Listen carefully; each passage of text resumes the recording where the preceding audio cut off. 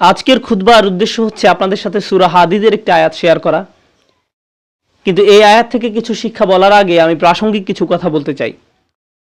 সূরা হাদীদের মাঝখানে আল্লাহ বিচার দিবসের একটি চিত্র তুলে ধরেছেন। বিচার দিবস এমন একটা বিষয় যা নিয়ে আল্লাহ কোরআনে বহু জায়গায় আলোচনা করেছেন। সাধারণত তিনি যখন এই সম্পর্কে বলেন, তিনি বিশ্বাসীদের সম্পর্কে বলেন যারা জান্নাতের দিকে ধাবমান, এবং তিনি অবিশ্বাসীদের সম্পর্কে বলেন যারা জাহান্নামের দিকে অগ্রসর হচ্ছে। কিন্তু আলোচ্য অংশে একটি ব্যতিক্রমী চিত্র তুলে ধরা হয়েছে। এখানে আল্লাহ বিশ্বাসী এবং অবিশ্বাসীদের তুলনা করার পরিবর্তে তিনি বিশ্বাসী এবং মুনাফিকদের তুলনা করেছেন। আল্লাহ যেন আমাদেরকে তাদের অন্তর্ভুক্ত না করেন। আল্লাহ বিশ্বাসীদের বিপরীতে অবিশ্বাসীদের তুলনা করার পরিবর্তে বিশ্বাসীদের বিপরীতে এমন লোকদের তুলনা করেছেন যারা মনে করত যে তাদের ঈমান রয়েছে, অথবা ভান করত যে তারা মুসলিম, অথবা তাদের ঈমান রয়েছে, কিন্তু বিচার দিবসে আল্লাহর কাছে এই ঈমানের কোনো মূল্য থাকবে না। এরাই হলো মুনাফিক। আল্লাহ যেন আমাদেরকে তাদের অন্তর্ভুক্ত না করেন। সূরা হাদীদের এই আলোচ্য অংশটি আমাদের জানা খুবই জরুরি, কারণ এই অংশটি আমাদের জানায় যে বিচার দিবসে কিভাবে এই দলের অন্তর্ভুক্ত হওয়া থেকে রক্ষা পাওয়া যায়। সংক্ষেপে বলতে গেলে কিয়ামতের দিন বিশ্বাসীরা যখন দাঁড়াবে, রাসূল সাল্লাল্লাহু আলাইহি সাল্লাম তাদের দেখতে পাবেন। ইয়াউমা তারা, তিনি দেখতে পাবেন মানে রাসূল সাল্লাল্লাহু আলাইহি সাল্লাম দেখতে পাবেন আল মুমিনিনা ওয়াল মুমিনাত, বিশ্বাসী নারী এবং পুরুষদেরকে। ইয়াসআ নূরুহুম বাইনা আইদিহিম ওয়া বিআইমানিহিম, তাদের সম্মুখ ভাগে এবং ডান পাশে তাদের নূর ছোটাছুটি করবে। এর মানে হলো ঈমানদার পুরুষ এবং ঈমানদার নারীদের হৃদয় থেকে এবং ডান হাত থেকে জ্যোতি বিচ্ছুরিত হবে। এই আলোটি কেন জরুরি? কারণ আল্লাহর প্রতি আপনার আমার ঈমান যদি অকৃত্রিম হয় এবং বিশ্বাস দৃঢ় হয়, কিয়ামতের দিন এই বিশ্বাস জ্যোতিতে রূপান্তরিত হয়ে দীপ্তি ছড়াবে। আর এই বিশ্বাস দুনিয়াতে আমার কর্মকে প্রভাবিত করেছে। আমার হাতের সেই কাজগুলোই কিয়ামতের দিন আলোতে রূপান্তরিত হবে। সেদিন আমাদের কাছে দুটো আলো থাকবে। শেষ বিচারের দিনটি হবে নিকষ কালো একটি দিন। আধারে ঢাকা বিস্তীর্ণ পথ পাড়ি দিয়ে আমাদেরকে জান্নাতে পৌঁছাতে হবে, এবং সুদীর্ঘ পথ পাড়ি দিতে সবার আলো প্রয়োজন হবে। কিছু কিছু ব্যক্তির আলো হবে অনেক প্রখর। রাসূলুল্লাহ সাল্লাল্লাহু আলাইহি সাল্লাম বলছেন তাদের আলো এত লম্বা হবে যে সেই আলো এক শহর থেকে আরেক শহর পর্যন্ত বিস্তৃত হবে। আবার কারো কারো আলো হবে অত্যন্ত অনুজ্জ্বল। সেই টিমটিমে আলোতে নিজের পা কোথায় ফেলছে কোনো মতে সেটুকুই শুধু দেখা যাবে। তাহলে মানুষ বিভিন্ন মাত্রায় আলো নিয়ে যখন জেগে উঠবে এবং জান্নাতের পথে যাত্রা শুরু করবে, তখন আল্লাহ তাআলার পক্ষ থেকে অভিনন্দন জানানো হবে, কারণ অন্তত তাদের নিজস্ব কিছু আলো রয়েছে। আর অনেকের তো কোনো আলোই নেই, তাই তাদের জান্নাতে যাওয়ার কোনো সুযোগ নেই। আল্লাহ বলবেন, বুশরাকুমুল ইয়াউম জান্নাতুন তাজরি মিন তাহতিহাল আনহার, আল্লাহ বলবেন আজ তোমাদের জন্য সুসংবাদ জান্নাতের, যার তলদেশ দিয়ে নদী প্রবাহিত। তোমাদের সামনেই এটা আছে, হাঁটতে থাকো, চলতে থাকো। পরবর্তী আয়াতে আল্লাহ অন্য একদল লোকের কথা বলেন যারা জেগে ওঠার পর গভীর বিস্ময় আবিষ্কার করবে পথ চলার জন্য তাদের নিজস্ব কোনো আলো নেই। চারপাশ গভীর অন্ধকার, বহু দূরে তারা দেখবে কিছু আলো। আপনারা দৃশ্যটা কল্পনা করতে পারেন, চারপাশ গভীর অন্ধকারচ্ছন্ন, আর বহু দূর থেকে তারা দেখবে কিছু মানুষ আলো নিয়ে এগিয়ে যাচ্ছে। তারা হয়তো মানুষ দেখতে পাবে না, শুধু আলোর বিচ্ছুরণ দেখা যায়। তখন তারা ভাববে আমাদেরকে দ্রুত তাদের কাছে পৌঁছতে হবে, কারণ আলোটা ধীরে ধীরে হারিয়ে যাচ্ছে। তো সেই মুনাফিকরা কিয়ামতের দিন এইরকম একটি তমসাচ্ছন্ন পরিস্থিতিতে জেগে উঠবে, আর তারা বিশ্বাসীদের আলো দেখে তাদের ধরার চেষ্টা করবে, কারণ তাদের নিজস্ব কোনো আলো থাকবে না। তারা জেগে উঠে গভীর বিস্ময় আবিষ্কার করবে তাদের সাহায্য করার মতো কিছুই নেই। ইয়াকুলুল মুনাফিকুনা ওয়াল মুনাফিকাত লিল্লাযিনা আমানু নজুরুনা নাকতাবিস মিন নূরিকুম, যেদিন মুনাফিক পুরুষ এবং মুনাফিক নারীরা মুমিনদেরকে বলবে তোমরা আমাদের জন্য অপেক্ষা করো, আমরাও কিছু আলো নিব তোমাদের জ্যোতি থেকে, আমরাও কিছু আলো নিব তোমাদের জ্যোতি থেকে। ইকতিবাস শব্দ দ্বারা বোঝায়, যেমন আগের দিন আপনার হাতে মশাল থাকতো আর অন্যজনের আগুন থেকে নিজের মশাল জ্বালিয়ে নিতেন, সেরকম। তাই তারা ভাবলো আমরা তোমাদের থেকে কিছুটা আলো ধার নেব, তোমাদেরটা নিয়ে যাব না, একটু থামো, আমাদেরকে সাহায্য করো। তখন মুনাফিকদেরকে বলা হবে ইরজিউ ওয়ারাআকুম, তোমরা পিছনে ফিরে যাও, পিছনে ফিরে যাও ফালতামিসু নূরা, এবং আলোর খোঁজ করো, আমরা তোমাদের সাহায্য করব না। হাসরের ময়দান হচ্ছে এমন ভয়াবহ একটি জায়গা যেখানে জন্মদাত্রী মা নিজ সন্তানকে পর্যন্ত অগ্রাহ্য করবে। ভাই বোন, স্বামী স্ত্রী, বাবা মা, আত্মীয় স্বজন, প্রাণের বন্ধু, এই সব পার্থিব সম্পর্কগুলো ছিন্ন হবে। প্রতিটি মানুষ শুধুমাত্র নিজেকে বাঁচাতে উদ্বিগ্ন থাকবে, কেউ এমনকি পিছনে ফিরেও তাকাবে না। তোমরা পিছনে ফিরে যাও এবং আলোর খোঁজ করো, পিছনে ফিরে যাও এক প্রকার ব্যঙ্গাত্মক মন্তব্য, মানে দুনিয়াতে ফেরত যাও এবং আলোর সন্ধান করো। কারণ কেউ যদি দুনিয়াতে তার ঈমান ও কর্ম দিয়ে আলো সংগ্রহ না করে থাকে, তাহলে সেদিন তার নিজস্ব কোনো আলোই থাকবে না। ফালতামিসু নূরা, আলো সংগ্রহ করার একমাত্র জায়গা হলো এই দুনিয়া।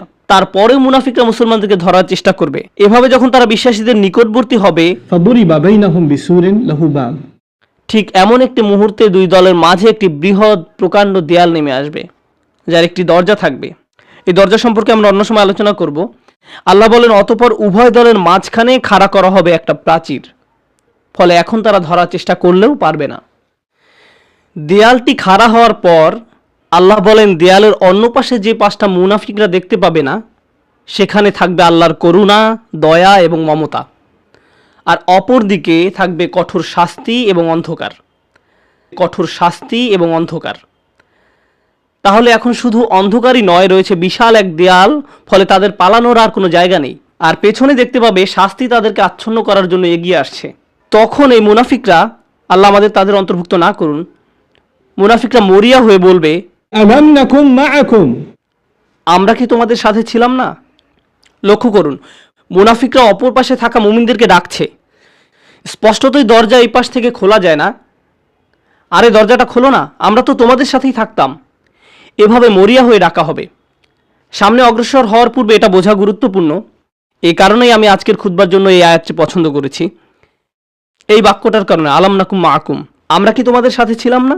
ব্যাপারটা হলো, এই লোকগুলো যারা দেয়ালের ভয়ঙ্কর পাশে থেকে গেছে, যারা মরিয়া হয়ে আছে, যাদের নিজস্ব কোনো আলো নেই, তারা ভাবতো তারাও মুমিনদের অন্তর্ভুক্ত। তারা এটা নিয়ে খুবই আত্মবিশ্বাসী ছিল। এত আত্মবিশ্বাসী ছিল যে তারা কিয়ামতের দিনও সেই কথা বলছে, আমরা তোমাদের সাথে নামাজ পড়তাম, তোমাদের সাথে ব্যবসা করতাম, বন্ধু ছিলাম, আত্মীয়তার সম্পর্ক ছিল, চাচাতো মামাতো ভাই বোন ছিলাম, আমরা তো একই কলেজে ভার্সিটিতে গিয়েছি। কেন আজ আমরা বিচ্ছিন্ন? কেন এই সম্পর্ক ছেদ ঘটছে আজকে? এখন অপর পাশে অবস্থিত মুমিনরা নিজেদেরকে নিরাপদ মনে করছে। দেয়াল স্থাপিত হওয়ার কারণে এই পাশের মুনাফিকরা চরম আতঙ্কগ্রস্ত হয়ে পড়ল। অন্যদিকে অপর পাশে অবস্থিত মুমিনরা নিজেদেরকে অনেক বেশি নিরাপদ মনে করছে। তাদের আর কোনো তাড়াহুড়ার প্রয়োজন নেই, কারণ এখন সম্পূর্ণ নিরাপদ। এখন তারা সময় নিয়ে মুনাফিকদের উত্তর দিচ্ছে, এই কারণে তোমরা আজ আমাদের সাথে নেই। জান্নাতি লোকেরা সর্বপ্রথম তাদের বলেছিল, পেছনে ফিরে গিয়ে আলোর তালাশ করো, فالتمسوا نورا পেছনে ফিরে গিয়ে আলোর তালাশ করো, স্পষ্টতই তোমাদের আলো নেই। আবার মুনাফিকরা সম্পূর্ণ হতবাক, আমাদেরও তো তোমাদের মতো আলো পাওয়ার কথা ছিল। এখন জান্নাতি মানুষরা মুনাফিকদের ব্যাপারে বর্ণনা করবে, এই লোকগুলোর তো আলো ছিল, তাদের বিশ্বাস ছিল, এই লোকগুলোর তো আলো ছিল, কিভাবে তারা এটা হারালো? কিভাবে তারা কিয়ামতের দিন সম্পূর্ণ দেউলিয়া হয়ে পড়ল? এই আয়াতটি বিশেষভাবে নিগুড় একটি আয়াত। এই আয়াতে বর্ণিত হয়েছে কিভাবে একজন মুমিন ক্রমে ক্রমে ঈমান হারায়, কিভাবে একজন মানুষ ঈমানের মতো মহামূল্যবান জিনিস পাওয়ার পরেও পরিশেষে তা হারিয়ে ফেলে। রাতারাতি কোনো ব্যক্তির ঈমান ধ্বংস হয়ে যায় না। একদিন সকালে ঘুম থেকে উঠে কোনো ঈমানদার ব্যক্তি মুনাফিক হয়ে যায় না। এটা একটা পর্যায়ক্রমিক প্রক্রিয়া। এই প্রক্রিয়াটি এই নিরন্তর বাণীতে প্রকাশিত হয়েছে, বালা, অবশ্যই তোমরা আমাদের সাথে ছিলে, ওয়ালাকিন্নাকুম ফাতানতুম আনফুসাকুম। আমি প্রথমে সহজ অনুবাদ বলছি, পরে ব্যাখ্যা করব। ওয়ালাকিন্নাকুম ফাতানতুম আনফুসাকুম। 1 নম্বর, তোমরা নিজেরাই নিজেদের বিপদগ্রস্ত করেছ। আরবিতে ফাতানা শব্দটির অর্থ হচ্ছে কোনো কিছুতে পরীক্ষাতে ফেলা। স্বর্ণ গলিয়ে তার খাদ ফেলে দিয়ে ধীরে ধীরে বিশুদ্ধ করার প্রক্রিয়াটিকেও ফাতানা বলা হয়। স্বর্ণ নিখাত করার প্রক্রিয়াটি কিন্তু সহজ নয়, বরং এটি একটি যন্ত্রণাদায়ক দহন প্রক্রিয়া। ফাতানতুম আনফুসাকুম এর অনেকগুলো ব্যাখ্যা আছে, তবে আজকের খুতবার জন্য একটা বিষয়কে হাইলাইট করব। তুমি নিজেকে বারংবার জেনে বুঝে এমন পরিস্থিতিতে ফেলেছ যেখানে তোমার ঈমান পদে পদে কঠিন পরীক্ষার সম্মুখীন হবে। এখানে জিনিসটা বোঝার চেষ্টা করুন, ঈমানের জন্য ক্ষতিকর হবে জেনেও আপনি বারবার নিজেকে এমন পরিবেশের সম্মুখীন করেছেন এবং নিজেকে বুঝিয়েছেন আমি এটা সামলে নিতে পারবো। আপনি নিজেকে এমন সব বন্ধু, আত্মীয় স্বজন দিয়ে পরিবেষ্টিত করে রেখেছেন যারা খারাপ কাজ করে, খারাপ কথা বলে, অশ্লীল জিনিস দেখে, কিন্তু আপনি নিজেকে বুঝিয়েছেন আমি তাদের মতো না।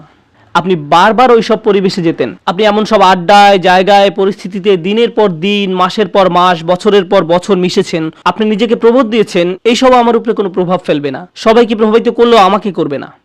এমনিতেই তারা ঈমান হারা হয়ে যায়নি। ঈমান ধ্বংসের প্রথম ধাপটি হচ্ছে অসৎসঙ্গ। তারা নিজেদেরকে সন্দেহজনক পরিস্থিতিতে ফেলে রাখত, আর তারা ভাবতো এতে তাদের উপর কোনো প্রভাবই ফেলবে না। আমি একটি হালকা উদাহরণ দিব, আশা করি পয়েন্টটা আপনারা বুঝতে পারবেন। বাসায় যখন অনেক তেল মশলা দিয়ে রান্না করেন, তখন সারা বাড়িতে সেই গন্ধে ভরে যায়। আপনি বাসার ভেতর থেকে সেই গন্ধ বুঝতে পারবেন না, কিন্তু যখন বাইরে থেকে একজন বাসায় প্রবেশ করে, বিশেষত কোনো আরব যদি আসে, সে ভাবে যে কোনো দূষিত পরিবেশে এসে পড়েছে। কয়েক ঘন্টা পার হওয়ার পর সে অভ্যস্ত হয়ে যায়, শুধু অক্সিজেন মনে হয়।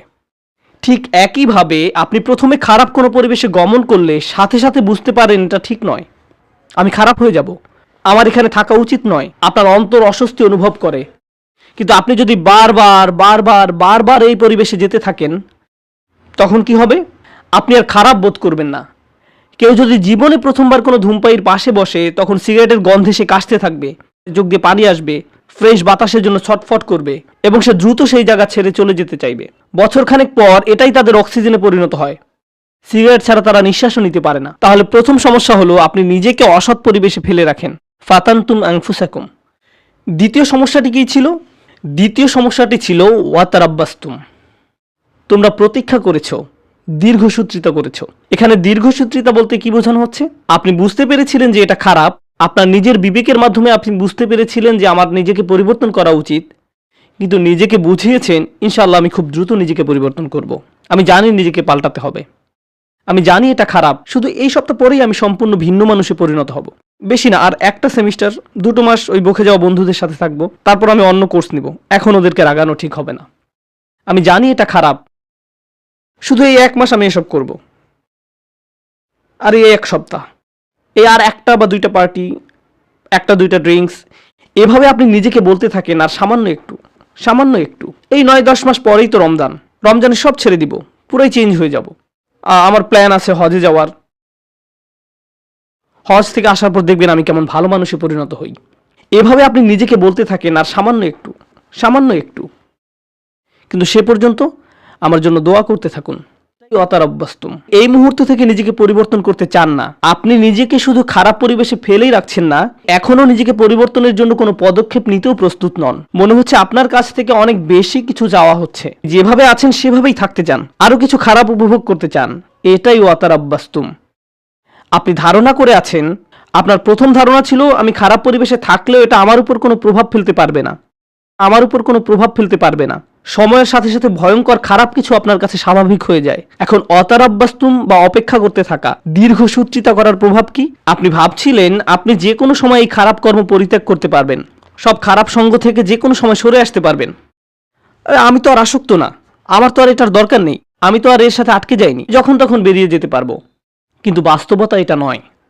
যত বেশি সময় আপনি এর সাথে জড়িয়ে থাকবেন, আপনি তত বেশি এতে আসক্ত হবেন। তারপর এর থেকে বেরিয়ে যাওয়া অসম্ভব হয়ে পড়ে। আপনি আষ্টে পৃষ্ঠে মাথা পড়েন, সম্পূর্ণ ডুবন্ত অবস্থায় নিজেকে আবিষ্কার করেন। আপনি এখন জানেনও না এই পরিবেশের বাইরে সুস্থ জীবনের মানে কি। এরপর আপনি নিজেকে বলতে শুরু করেন অনেক দেরি হয়ে গেছে, আর সম্ভব না। এরকম ঘটার পর এক অপরাধ বোধের জন্ম নিবে। আমি বহুদিন ধরে এত পাপ কাজ করে আসছি, আমার আরো অনেক আগেই তওবা করা উচিত ছিল, এখন অনেক দেরি হয়ে গেছে।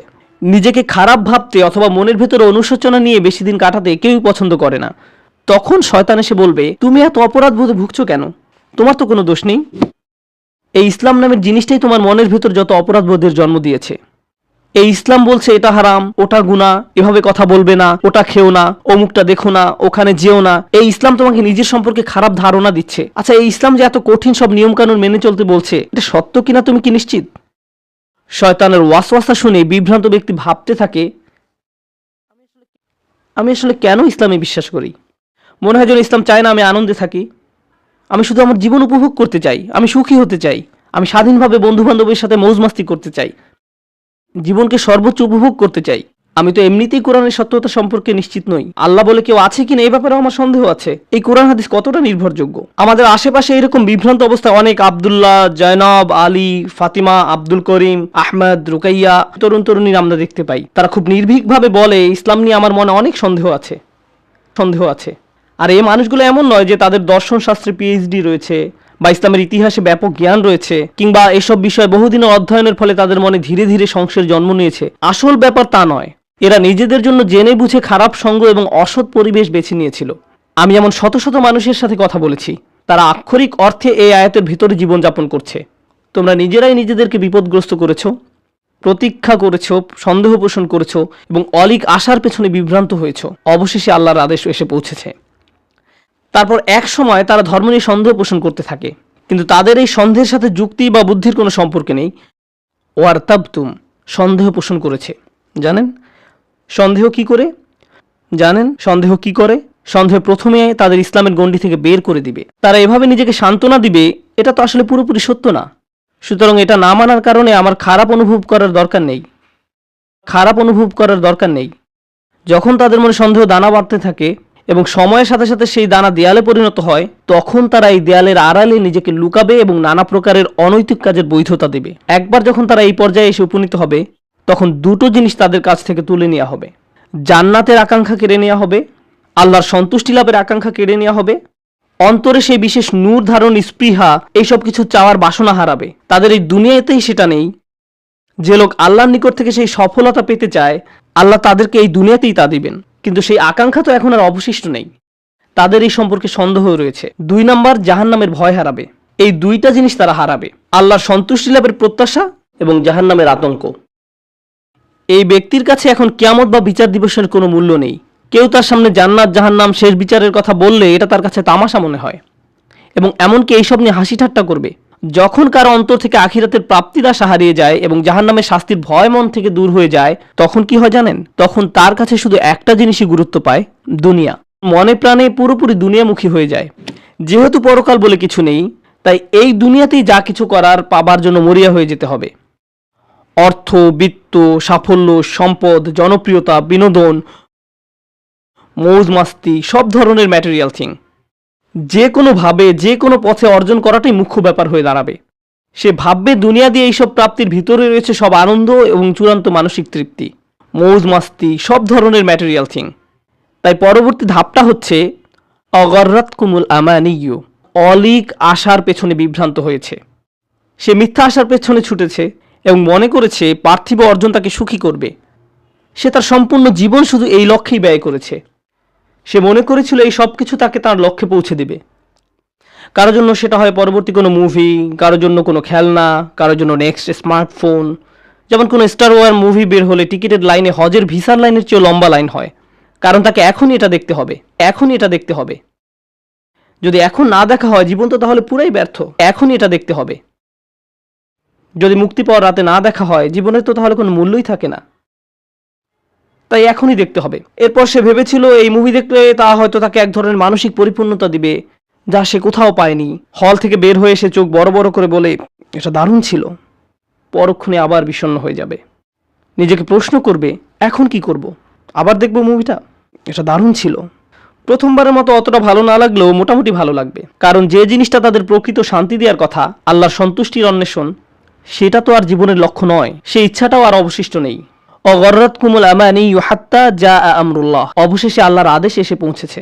বিশ্বাসীদের মতে এটাই ছিল তার জীবন। মুমিনরা বলবে এটাই তার জীবন, যারা তাদের ঈমান হারিয়ে ফেলেছিল, যেটা শুরু হয়েছিল আপাত দৃষ্টিতে একটা ছোট পদক্ষেপ থেকে, অসৎসঙ্গ, এবং সেখান থেকে এটা একটা অটোমেটিক ডাউনওয়ার্ড স্পাইরাল সিঁড়ি, শুধুই নিচের দিকে নেমে যাওয়া। তারপর তার মনে সন্দেহ দানা বাঁধতে শুরু করে। এরপর সে তার গোটা জীবন শুধু কামনা বাসনা চরিতার্থ করে এবং দুনিয়াবি অর্জনের পিছনে ব্যয় করে। অগররকুম বিল্লাহিল গরুর। তারপর আল্লাহ বলেন চূড়ান্ত প্রতারক। এখানে গরুর শব্দটি মুবালাগা। চূড়ান্ত প্রতারক যে সফলভাবে তোমাদের প্রতারিত করে। সেদিন ঈমানদাররা দেয়ালের অপর পাশের মুনাফিকদের এটাই বলবে। এটা একটা ভয়ানক দৃশ্য যা কোরআনে বর্ণিত হয়েছে। দেয়ালের এক পাশে দাঁড়িয়ে মুনাফিকরা ভাবছে কেন আমাদের অপর পাশে যেতে দেয়া হচ্ছে না, কেন তারা দেয়ালের ওই পারে আটকে গেছে। তখন দেয়ালের অপর পাশ থেকে বিশ্বাসী সাথীরা ধাপে ধাপে ধাপে বর্ণনা করবে কেন তারা দেয়ালের ওই পারে আটকে গেছে। আর কোরআনের এই বর্ণনাটি আপনার আমার জন্য আল্লাহর পক্ষ থেকে একটা উপহার। এটা একটা উপহার যে কিয়ামতের দিবসে সেই ভয়াবহ চিত্রটি এখানে তুলে ধরা হয়েছে। আমার এখন জানাই উত্তম, কারণ সেদিন আমি এই পরিস্থিতিতে পড়তে চাই না। তখন জেনে দিশেহারা, আতঙ্কিত, আশাহত হয়ে পড়তে চাই না। কেন আমি আল্লাহ প্রদত্ত ঈমান হারিয়ে ফেললাম। আপনারা যারা এখানে বসে আছেন, সকল ঈমানদারের অন্তরে আল্লাহ আলো দিয়েছেন। আল্লাহ আমাদের এটা দিয়েছেন। এখন প্রশ্ন হচ্ছে আমরা এই নূরকে অন্তরে ধারণ করতে পারছি কিনা। আমাদের নিজেদের দিকে তাকিয়ে দেখতে হবে আমরা কোথায় আছি। কেউ কেউ হয়তো অসৎ সঙ্গের ফিতনার সাথে জড়িয়ে আছি। হতে পারে আপনি মাত্র প্রথম ধাপে আছেন আর ভাবছেন যাক না আরও কিছুদিন। হয়তো এটা এমনও হতে পারে আপনি এখন শেষ ধাপে আছেন। তাই শুধু দুনিয়াবি জিনিসের মাঝেই আপনি চূড়ান্ত সাফল্য এবং মানসিক প্রশান্তি খুঁজে বেড়ান। এই আলো ছাড়া আমাদের যা কিছু অর্জন অথবা উপার্জন, শেষ বিচারের দিনে এই সব কিছু হবে মূল্যহীন।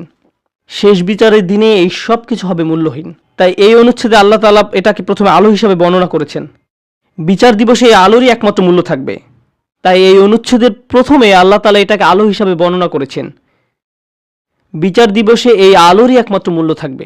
কুরআনের আরেকটি সূরায় যেমন বলা হয়েছে ইল্লামান আতাল্লাহা বিকলবিন সালিম, যে সুস্থ অন্তর নিয়ে তার রবের কাছে আসবে, যে অন্তর তাদের সম্মুখে আলোর দ্যুতি ছড়াবে। এই দুনিয়াতে আপনার আমার আর বাকি যা কিছু আছে সবই অর্থহীন। শেষ বিচারের দিনে আল্লাহর সামনে এর সবই গুরুত্বহীন। কিছুদিনের জন্য আমরা এসব উপভোগ করতে পারি, কিন্তু যদি এর ফাঁদে আটকে যাই এবং আমাদের অন্তরের সব জায়গা দখল করে নেয়, অন্তরে আর কোনো জায়গা বাকি থাকবে না। আর তাই এর পরের আয়াতে আল্লাহ তাআলা বলছেন ফালিয়াউমা লা ইউখাযু মিনকুম ফিদিয়াতুন ওয়ালা মিনাল্লাযীনা কাফারু মাওয়াকুমুন নার হিয়া মাওলাকুম ওয়া বিইসাল মাসির। আজকে তোমাদের কাছ থেকে কোনো মুক্তিপণ, কোনো ক্ষতিপূরণ গ্রহণ করা হবে না। কোনো কিছু বন্ধক দেওয়ার চেষ্টা করো না আজকে। ওই দরজাগুলোতে তোমাদের প্রবেশাধিকার নিষিদ্ধ। কোনো ধরনের জরিমানা বা মুক্তিপণ দিয়ে দরজাগুলোর ওই পাশে যাওয়ার কোনো সুযোগ নেই। তোমাদের থেকে নয়, কাফেরদের থেকেও নয়। এই আয়াতের ভীতিকর দিক হলো লা ইউখাযু মিনকুম ফিদিয়াতুন ওয়ালা মিনাল্লাযীনা কাফারু। আজকে তোমাদের এবং কাফেরদের একই পরিণতি। আপনি এবং কাফেররা আজ একই দলে পড়ে গেছেন। আমি তোমাদের নিকট থেকে কোনো মুক্তিপণ গ্রহণ করব না, কাফেরদের থেকেও নয়। তোমাদের সবার আবাসস্থল জাহান্নাম। কতই না নিকৃষ্ট এই প্রত্যাবর্তন স্থল। শেষ বিচারের দিবসের এই পূর্ণ চিত্রটি তুলে ধরার পর আল্লাহ সুবহানাহু ওয়া তাআলা এভাবে উপসংহার টানেন। আমিও এই আয়াত দিয়ে আজকের আলোচনা সমাপ্তি টানব এবং নিজেদের বারবার মনে করিয়ে দিব যে সেই নিম্নমুখী পথটি অনুসরণ করা যাবে না, এবং আমাদের অন্তরে যেটুকু ক্ষুদ্র আলো এখনো পর্যন্ত বর্তমান আছে তা কিভাবে দিন দিন আরো শক্তিশালী করব। আল্লাহ নিজেই বলেন আলাম ইয়ানিল্লাযীনা আমানু আন তাখশা কুলুবুহুম লিযিকরিল্লাহ, অর্থাৎ যারা মুমিন তাদের জন্য কি আল্লাহর স্মরণে এবং যে সত্য অবতীর্ণ হয়েছে তার কারণে হৃদয় বিগলিত হওয়ার সময় আসেনি। সত্যিকার অর্থে আল্লাহকে স্মরণ করলে অন্তর নরম হবে। আপনার অন্তর যত বেশি আল্লাহকে স্মরণ করবে, কারণ আল্লাহ নূরুস সামাওয়াতি ওয়াল আরদ, আল্লাহ নবমণ্ডল এবং ভূমণ্ডলের নূর। আল্লাহকে আমরা যত বেশি স্মরণ করব তত বেশি আমাদের অন্তরে নূর ধারণ করতে পারবো। তাই তিনি বলছেন আল্লাহকে স্মরণ করো। এরপর তিনি বলেন কিভাবে তুমি আল্লাহকে স্মরণ করবে। আরবিতে এটাকে আতফে বায়ান বলা হয়। ওমা নাযালা মিনাল হক, যে সত্য অবতীর্ণ হয়েছে তার কারণে হৃদয় বিগলিত হওয়া উচিত। ওহির কারণে, কোরআনের কারণে। কোরআন নিয়ে গভীর চিন্তা করুন, কোরআনের মাধ্যমে আল্লাহকে স্মরণ করুন। যখন কোরআনের আয়াত তেলাওয়াত করবেন তখন কান্নাকাটি করুন। আল্লাহ যে উপহারটি আপনাকে দান করেছেন আপনার জীবনে তার অর্থ কি তা নিয়ে চিন্তা করুন। কোরআনে শুধু আল্লাহকে জ্যোতি হিসাবে উল্লেখ করা হয়নি, কোরআনকেও জ্যোতি হিসাবে উল্লেখ করা হয়েছে। ফাআমিনু বিল্লাহি ওয়া রাসূলিহি ওয়া নূরিল্লাযী আনজালনা। কোরআনে শুধু আল্লাহকে জ্যোতি হিসাবে উল্লেখ করা হয়নি, কোরআনকেও জ্যোতি হিসাবে উল্লেখ করা হয়েছে। সরাসরি কোরআনকে নূর বা জ্যোতি বলা হয়েছে। অতএব তোমরা আল্লাহ, তার রসুল এবং অবতীর্ণ নূরের প্রতি বিশ্বাস স্থাপন করো। আপনার নিজের ব্যক্তিগত উন্নতির জন্য কোরআনের সাথে যে সময় ব্যয় করেন, যখন আমরা বসে কোরআন পড়ব, গভীরভাবে ভাববো যে আমাদের প্রভু আমাদের কি বলছেন, তাহলে এই অনুশীলন আমাদের হৃদয়কে আলোকিত করে তুলবে। আর আমাদের জীবনে এই আলোর চেয়ে দামি কোনো সম্পদের অস্তিত্ব নেই। আমরা এখন এর মূল্য বুঝতে পারছি না, কিন্তু সেদিন এর মূল্য বোঝা যাবে যেদিন আমাদের চারপাশ গহীন অন্ধকারে নিমজ্জিত থাকবে। আমাদের বক্ষ এবং ডান হাত থেকে নির্গত আলো ছাড়া আর কোনো আলো থাকবে না, কোনো আলো থাকবে না। ولا يكونوا كالذين أوتوا الكتاب من قبل فطال عليهم الأمد فقست قلوبهم وكثير منهم فاسقون। তারা তাদের মতো যেন না হয় যাদেরকে পূর্বে কিতাব দেয়া হয়েছিল, তাদের উপর সুদীর্ঘ কাল অতিক্রান্ত হয়েছে, তাদের অন্তঃকরণ কঠিন হয়ে গেছে। তাদের নিকট কিতাব ছিল কিন্তু তারা এর কোনো মূল্য দেয়নি। এটা সম্ভব যে কোনো জাতির নিকট আল্লাহর কিতাব থাকতে পারে। আমাদের পূর্বে বিভিন্ন জাতির নিকট কিতাব ছিল, তাওরাত ছিল, ইনজিল ছিল, তাদের নিকট অনেক কিতাব ছিল, তারা সেটা থেকে কোনো উপকার গ্রহণ করেনি। লাম ইয়ান্তাফিউ মিনহা, তারা ওই বইগুলো থেকে কোনো উপকার নেয়নি। ওই কিতাবগুলো দিয়ে তাদের অন্তর আলোকিত করার কোনো চেষ্টা করেনি। হয়তো তারা ভুল উদ্দেশ্যে ওই বইগুলো ব্যবহার করেছিল, হতে পারে আনুষ্ঠানিকতা পালনের উদ্দেশ্যে করেছিল, হয়তো তারা মাঝে মধ্যে শুধু তিলাওয়াত করে আনন্দ নিত। আল্লাহর কিতাবকে তারা এমন বিষয়ে পরিণত করেছিল। কোরআনও আজ আমাদের নিকট এমন হয়ে গেছে। শুধু বিয়ে শাদী অনুষ্ঠানে এটা তেলাওয়াত করি, আমাদের অন্তর বিগলিত করার জন্য আজ আমরা কোরআন অধ্যয়ন করি না। এটা ইতিহাসের এক নির্মম ট্র্যাজেডি যে মানুষ আল্লাহর কিতাব থেকে উপকৃত হয় না, অথচ যা এসেছিল মানুষের অন্তরকে কোমল করে কিয়ামতের দিন আল্লাহর সামনে দণ্ডায়মান হওয়ার জন্য প্রস্তুত করতে। আর তাই এটা এখন আপনার আমার দায়িত্ব। এজন্যই বলা হয়েছে ওয়ালা ইয়াকুনু কাল্লাযীনা উতুল কিতাবা মিন ক্বাবল ফাতালা আলাইহিমুল আমাদ ফাকাসাত কুলুবুহুম। তাদের অন্তঃকরণ কঠিন হয়ে গেছে। যখন তাদের অন্তর কঠিন হয়ে পড়ে তখন সেখানে কোনো আলো ঢুকতে পারে না। কিয়ামতের দিন সে অন্তর আপনার কোনো উপকার করবে না। ওয়া কাসীরুম মিনহুম ফাসিকুন, তাদের অধিকাংশই পাপাচারী। আল্লাহ আয্যা ওয়া জাল্লা এই কয়েকটি আয়াতে একজন বিশ্বাসীর জীবনের অন্যতম গুরুত্বপূর্ণ একটি চিত্র তুলে ধরেছেন। আজকে আমি আপনি যে ঈমান ধারণ করি সেটা ধ্রুব নয়। আমাদের অন্তরে যে ঈমানের জ্যোতি দেওয়া হয়েছে সেটা আজীবন থাকবে এমন কোনো গ্যারান্টি নেই। আজকে আমার ঈমান আছে বলেই আমি নিরাপদ, সেটা ভাবার কোনো অবকাশ নেই। কেউ আমাদের মুসলিম মনে করে সালাম দেয় আর আমরাও জবাবে ওয়ালাইকুম আসসালাম বলি, ফলে আমরা মনে করি যে আমরা সবাই মুসলিম, আমাদের সবার অন্তরে আলো আছে। কিন্তু এই আয়াতগুলোর মতে কিছু মানুষ কিয়ামতের দিন জেগে উঠে হতচকিত হয়ে পড়বে, কিছু মানুষ কিয়ামতের দিন জেগে উঠে অবাক হয়ে যাবে। সে বলবে, আমি মনে করেছিলাম আমি তোমাদের সাথে, কিন্তু সে তার সাথে নয়।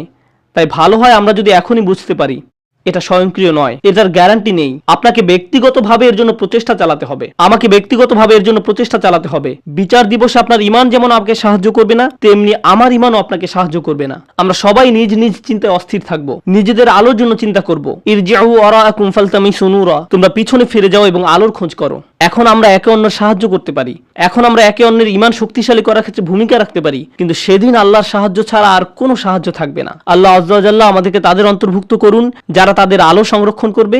আল্লাহ আয্যা ওয়া জাল্লা আমাদেরকে তাদের অন্তর্ভুক্ত করুন যারা দেয়ালের ক্ষতিকর পাশে থাকবে না। আল্লাহ আয্যা ওয়া জাল্লা আমাদের নিজেদের এবং আমাদের প্রিয় মানুষদের মুনাফিকি থেকে রক্ষা করুন। আল্লাহ আমাদের অন্তরকে কঠিন হওয়া থেকে রক্ষা করুন। আল্লাহর স্মরণে এবং কোরআনের বাণীতে অন্তরকে আর্দ্র, নমনীয় এবং জ্যোতির্ময় করে দিন। বারাকাল্লাহু লি ওয়া লাকুম। আসসালামু আলাইকুম।